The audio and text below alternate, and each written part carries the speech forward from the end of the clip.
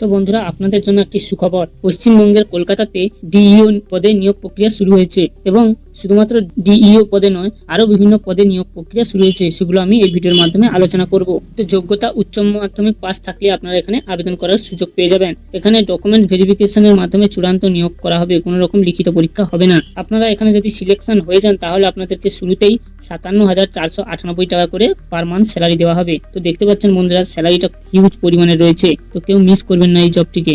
এখানে আবেদন করার জন্য কিন্তু কোনো আবেদন মূল্য লাগবে না, সম্পূর্ণ ফ্রিতেই আপনারা আবেদন করতে পারবেন এবং এখানে পুরুষ ও মহিলা উভয় আবেদন করতে পারবেন। তো আপনারা এখানে কিভাবে আবেদন করবেন, কি কি ডকুমেন্টস লাগছে, সবকিছু ডিটেলস আমি এই ভিডিওর মাধ্যমে আপনাদেরকে বলে দেবো।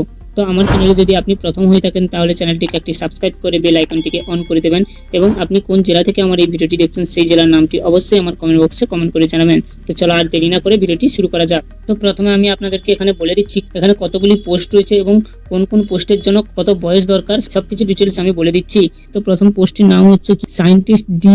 এখানে 18 থেকে 50 বছর বয়সের মধ্যে আপনাদের বয়সটি হলে আপনি আবেদন করতে পারবেন। তারপরে কি রয়েছে সায়েন্টিস্ট সি। এই পোস্টে 18 থেকে 45 বছর বয়সের মধ্যে আপনাদের বয়সটি হলে আপনারা এখানে আবেদন করতে পারবেন। তারপরে কি রয়েছে সায়েন্টিস্ট বি। এখানে 18 থেকে 35 বছর বয়সের মধ্যে আপনাদের বয়স হলে আপনারা এখানে আবেদন করতে পারবেন। তারপরে কি রয়েছে অ্যাসিস্ট্যান্ট ম্যানেজার। এখানে 18 থেকে 35 বছর বয়স লাগবে। অ্যাডমিনিস্ট্রেটিভ অ্যাসিস্ট্যান্ট, এখানে 18 থেকে 35 বছরের মধ্যে বয়স লাগবে। সায়েন্টিফিক অ্যাসিস্ট্যান্ট, এখানেও 18 থেকে 35 বছর বয়সের মধ্যে বয়স লাগবে। তারপরে কি রয়েছে ট্যাক্সোনমিক, এখানেও 18 থেকে 35 বছরের বয়স লাগবে। তারপরে কি রয়েছে ডেটা এন্ট্রি অপারেটর, এখানে 18 থেকে 32 বছরের মধ্যে বয়স লাগবে। তো আপনারা দেখে নিলেন কোন পোস্টের জন্য কত বয়সের প্রয়োজন রয়েছে। আশা করি আপনারা বুঝতে পারলেন। এবার আসি কোন পোস্টে কত বেতন দেওয়া হবে সেই ডিটেলসগুলো আমি বলে দিচ্ছি। এখানে সায়েন্টিস্ট ডি পদের জন্য 1,71,597 টাকা এখানে স্যালারি দেওয়া হবে। তারপরে কি রয়েছে সায়েন্টিস্ট সি পদের জন্য 1,48,997 টাকা দেওয়া হবে। তারপরে কি রয়েছে সায়েন্টিস্ট বি 1,25,380 টাকা দেওয়া হবে। অ্যাসিস্ট্যান্ট ম্যানেজারের পদে 1,19,272 টাকা দেওয়া হবে। অ্যাডমিনিস্ট্রেটিভ অ্যাসিস্ট্যান্ট এক্ষেত্রে 77,658 টাকা দেওয়া হবে। সায়েন্টিফিক অ্যাসিস্ট্যান্ট এক্ষেত্রে 77,658 টাকা দেওয়া হবে। তারপরে কি রয়েছে ট্যাক্সোনমিক এক্ষেত্রে 65,031 টাকা দেওয়া হবে। তারপরে কি রয়েছে ডেটা এন্ট্রি অপারেটর এক্ষেত্রে 57,498 টাকা স্যালারি রয়েছে। ফিল্ড অ্যাসিস্ট্যান্ট এক্ষেত্রে 38,741 টাকা স্যালারি রয়েছে। তো আপনারা কোন পোস্টের জন্য কত বেতন রয়েছে সবকিছু ডিটেলস ভালো করে দেখে নিলেন। আশা করি আমি আপনাদেরকে বোঝাতে পারলাম। তো এরপরে কি রয়েছে আবেদন ফি। না, এই নিয়োগে আবেদনের জন্য কোনো আবেদন ফি লাগবে না। সমস্ত বিভাগের প্রার্থীরা বিনামূল্যে আবেদন করার সুযোগ পাবেন। তারপরে কি রয়েছে প্রার্থী বাছাই পদ্ধতি। বিজ্ঞপ্তি অনুযায়ী আবেদনকারীদের শিক্ষাগত যোগ্যতা ও অভিজ্ঞতার উপর ভিত্তি করে স্ক্রিনিং করা হবে। অধিক সংখ্যক আবেদন জমা পড়লে লিখিত পরীক্ষা বা মেধাভিত্তিক প্রার্থীদের শর্টলিস্ট করা হতে পারে। শর্টলিস্টের প্রার্থীদের ডকুমেন্ট ভেরিফিকেশন ও সরাসরি ইন্টারভিউ এর মাধ্যমে চূড়ান্ত নিয়োগ দেওয়া হবে। এরপরে কি রয়েছে গুরুত্বপূর্ণ সময়সীমা তারিখ, মানে অনলাইনে আবেদন করার তারিখ ও সময়। অনলাইনে আবেদন করার তারিখটি কি হচ্ছে 28 আগস্ট 2026 থেকে আবেদনটি শুরু হচ্ছে এবং জমা দেওয়ার শেষ তারিখটি হচ্ছে 7 সেপ্টেম্বর 2026 রাত 11:59 পর্যন্ত এই আবেদনটি আপনারা জমা করতে পারবেন। তো আপনারা সময়সীমাটা দেখে নিলেন। এই সময়সীমার মধ্যেই আপনারা তাড়াতাড়ি করে অনলাইনে আবেদনটি করে দেবেন। তারপরে কি রয়েছে শিক্ষাগত যোগ্যতা। এখানে শিক্ষাগত যোগ্যতা কি দেওয়া আছে, বিজ্ঞপ্তি অনুযায়ী প্রতিটি পদের জন্য নির্দিষ্ট শিক্ষাগত যোগ্যতা এবং প্রয়োজনীয় অভিজ্ঞতা আলাদা আলাদা। তো সায়েন্টিস্ট ডি পদের জন্য আপনাদেরকে পরিবেশ বিজ্ঞানে ফার্স্ট ক্লাস মাস্টার ডিগ্রি থাকতে হবে এবং chemical, civil, environmental, biotechnology first class engineering degree থাকতে হবে। এরপরে কি রয়েছে সায়েন্টিস্ট সি পদের জন্য আপনাদেরকে এই বিষয়ে প্রসঙ্গিত ফার্স্ট ক্লাস মাস্টার ডিগ্রি বা ইঞ্জিনিয়ারিং ডিগ্রি প্রয়োজন রয়েছে। এই পোস্টের জন্য কমপক্ষে 5 বছরের অভিজ্ঞতা থাকতে হবে। এরপরে কি রয়েছে সায়েন্টিস্ট বি পদের জন্য প্রাসঙ্গিক বিষয়ে ফার্স্ট ক্লাস মাস্টার ডিগ্রি থাকতে হবে। তারপর বিই, বিটেক ডিগ্রি এইসব ডিগ্রি থাকতে হবে। এখানে আপনাদেরকে 90% বেশি নাম্বার পেতে হবে। তারপর পরিবেশ দূষণ নিয়ন্ত্রণ ও জল নিষ্কাশন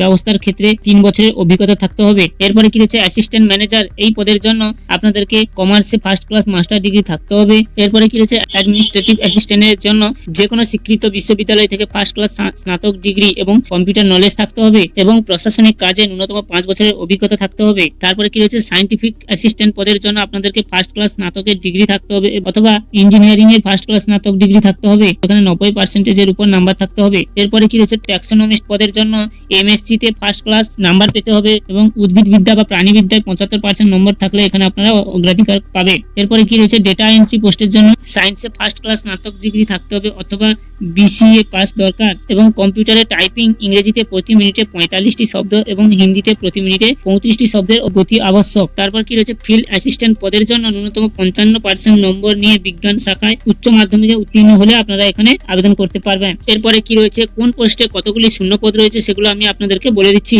সায়েন্টিস্ট ডি পদের জন্য 1টি শূন্যপদ রয়েছে, সায়েন্টিস্ট সি পদের জন্য 8টি শূন্যপদ রয়েছে, সায়েন্টিস্ট বি পদের জন্য 12টি শূন্যপদ রয়েছে, অ্যাসিস্ট্যান্ট ম্যানেজার পোস্টের জন্য 3টি শূন্যপদ রয়েছে, অ্যাডমিনিস্ট্রেটিভ অ্যাসিস্ট্যান্টের জন্য 1টি শূন্যপদ রয়েছে, সায়েন্টিফিক অ্যাসিস্ট্যান্টের জন্য 13টি শূন্যপদ রয়েছে, ট্যাক্সোনমিস্ট পদের জন্য 1টি শূন্যপদ রয়েছে, ডেটা এন্ট্রি অপারেটরদের জন্য 4টি শূন্যপদ রয়েছে এবং ফিল্ড অ্যাসিস্ট্যান্টের পদের জন্য 8টি ভ্যাকেন্সি রয়েছে বা শূন্যপদ রয়েছে। তো আপনারা দেখে নিলেন কোন পোস্টের জন্য কতগুলি শূন্যপদ রয়েছে। তো আপনাদের যেই পোস্টে আবেদন করার যোগ্যতা আছে সেই পোস্টে আপনারা আবেদনটি করে দেবেন। এরপরে কি রয়েছে, আবেদন পদ্ধতি, আপনারা কিভাবে আবেদন করবেন। এখানে CPCBA এর অফিসিয়াল ওয়েবসাইটে গিয়ে সেখানে অনলাইনের মাধ্যমে আবেদনটি করে নিতে পারবেন। তো প্রথমে আপনাদেরকে CPCB অফিসিয়াল ওয়েবসাইটে যেতে হবে, তারপর আপনাদেরকে জব সেকশনে প্রবেশ করতে হবে, তারপর সেখানে নিজের নাম, সঠিক ইমেল আইডি ও সক্রিয় মোবাইল নম্বর দিয়ে রেজিস্ট্রেশন সম্পন্ন করতে হবে।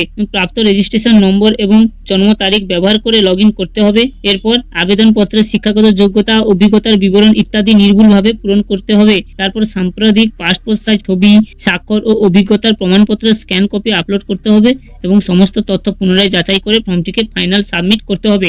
তো এইভাবে আপনাদেরকে অনলাইনে আবেদনটি কমপ্লিট করতে হবে এবং এখানে আপনারা সম্পূর্ণ বিনামূল্যে আবেদন করতে পারবে, কোনো আবেদন চার্জ এখানে নেই। তো এই বিজ্ঞপ্তিটি সেন্ট্রাল পলিউশন কন্ট্রোল বোর্ডের তরফ থেকে প্রকাশিত হয়েছে, যেখানে আপনার টোটাল 54খানার মতো শূন্যপদ রয়েছে। এখানে অল ওভার ইন্ডিয়ার প্রত্যেক মেল ফিমেল আবেদনটি করতে পারবে এবং এখানে সিলেকশন হয়ে যাওয়ার পর আপনাদের জব লোকেশনটি কলকাতার মধ্যেতেই হতে পারে, কারণ কলকাতাতেও শূন্যপদ রয়েছে। এবং এখানে আবেদন করার জন্য এই অফিসিয়াল ওয়েবসাইটে গিয়ে আপনারা আবেদনটি করে দেবেন। এটি 24শে আগস্ট থেকে শুরু হবে এবং 7ই সেপ্টেম্বর পর্যন্ত এই ফর্ম ফিলআপটি চালু থাকবে। তো আর দেরি না করে আমার এই ভিডিওটা দেখার পরে আপনারা তাড়াতাড়ি করে আবেদনটি করে দেবেন স্টেপ বাই স্টেপ আমার ভিডিওটি ফলো করে। তো আশা করি আমি এই পর্যন্ত আপনাদেরকে বোঝাতে পারলাম। তো কোথাও যদি বুঝতে অসুবিধা হয়ে থাকে তাহলে আমার কমেন্ট বক্সে কমেন্ট করে জানাবেন, আমি অবশ্যই আপনাদেরকে রিপ্লাই দেওয়ার চেষ্টা করব।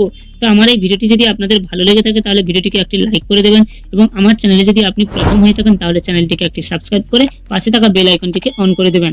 ধন্যবাদ।